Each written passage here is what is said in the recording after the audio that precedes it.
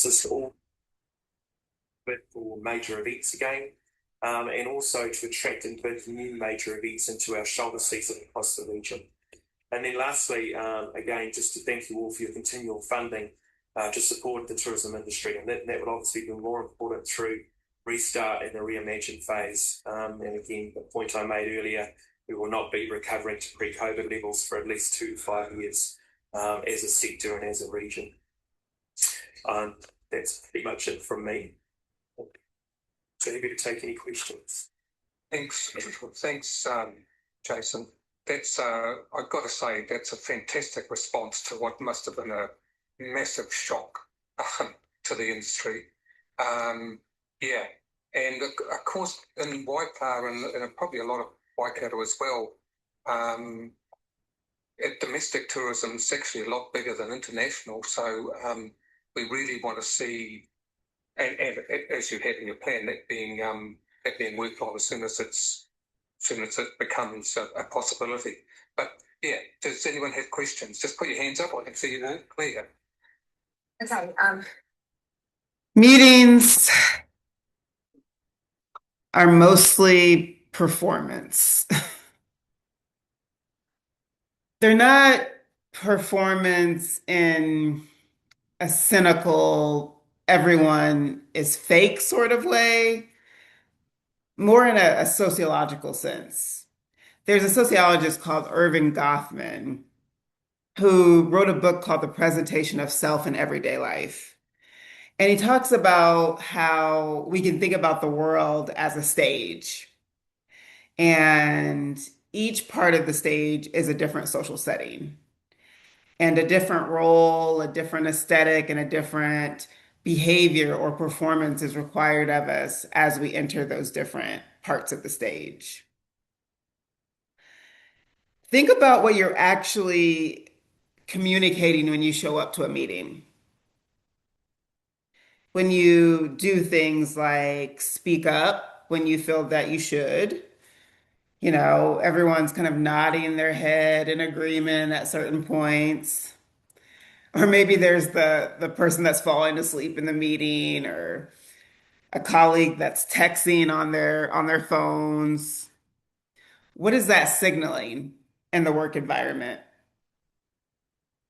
What's being seen is almost more important than what is actually getting done in these meetings.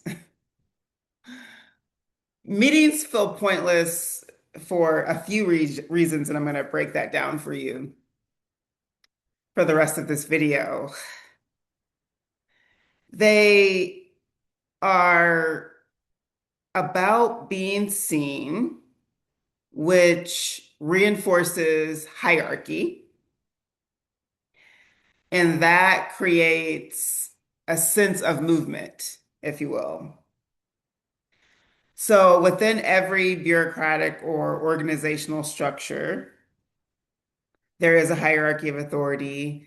There are rules and regulations and procedures. They're all in various handbooks and policy manuals.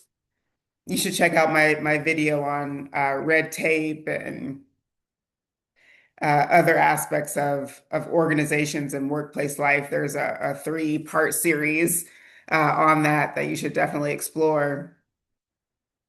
But something else that happens in meetings is this idea that you're diffusing authority, right? Everyone knows that there's the org chart with the, positions kind of laid out by way of their stature and their authority. But that's just one part of it. There's another informal structure that happens in meetings.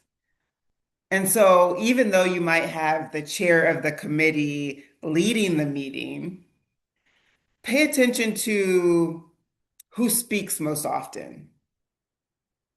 And when they speak, look at who's paying attention to them and who's not. Are people asking follow-up questions to that person? There's some people in positions way down on the organizational chart that people go to for vital information. Those are people that are consulted with before the meetings. And so a lot of decisions are made before you even walk into the meeting. And that's a part of the informal culture of nearly all workplaces and formal organizations. So when you have meetings, which are, I mean, depending on your position in the workplace, you could be having meetings multiple times a week. For some people, it's daily. You know, in my college, our department chair probably has a meeting or two every single day of the week. And it's not because there's just so many things that need to get done. It's not because there's some sort of crises and all of the opinions of the chairs and leadership is needed. It's because it's just something that people feel like they should do, especially because they hold certain positions of authority in the workplace. So there's just so much ritualism. There we go, ritualism played out in these meetings, you know, to the point where 9 times out of 10, there isn't anything actually accomplished aside from people showing up and going through the motions of asking questions, agreeing or maybe disagreeing slightly, or having a little back and forth discussion, and then deciding the time and date of the next meeting. What actually happens in most meetings, you know? I would love to hear your comments below about meetings that you have been a part of where something really fundamental has happened.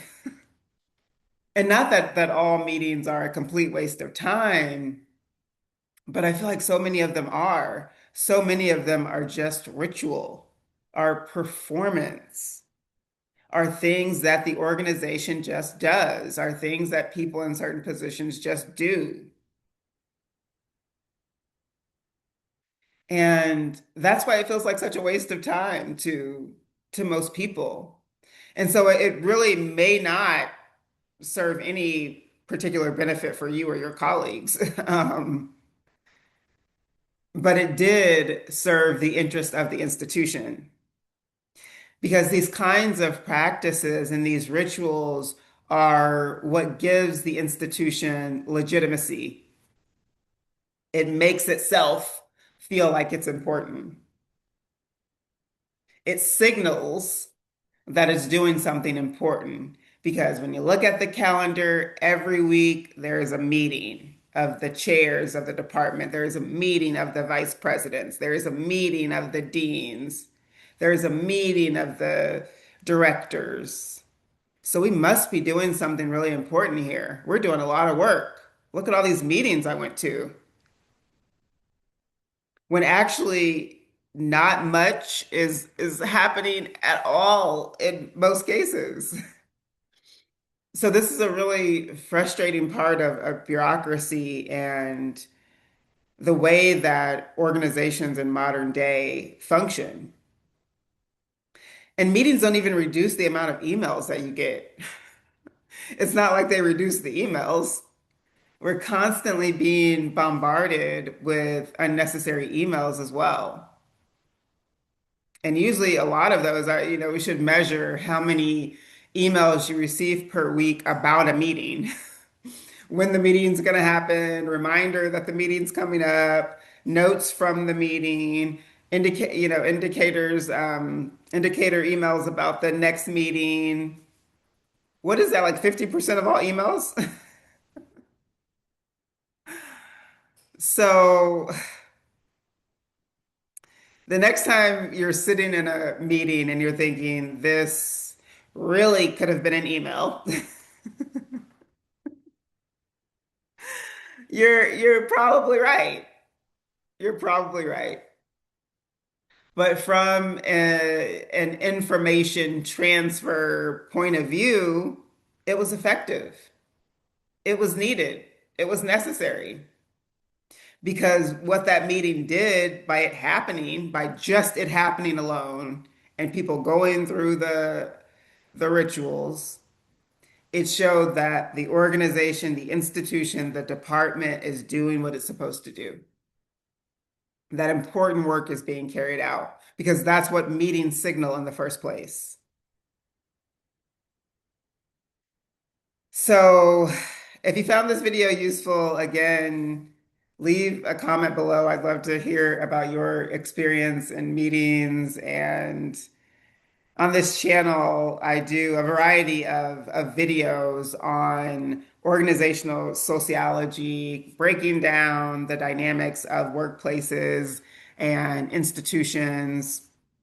So if this is something that you are into, subscribe to the channel, because this is Class with Prof. Eve, where we use sociological knowledge and insight to make sense of things happening in everyday life.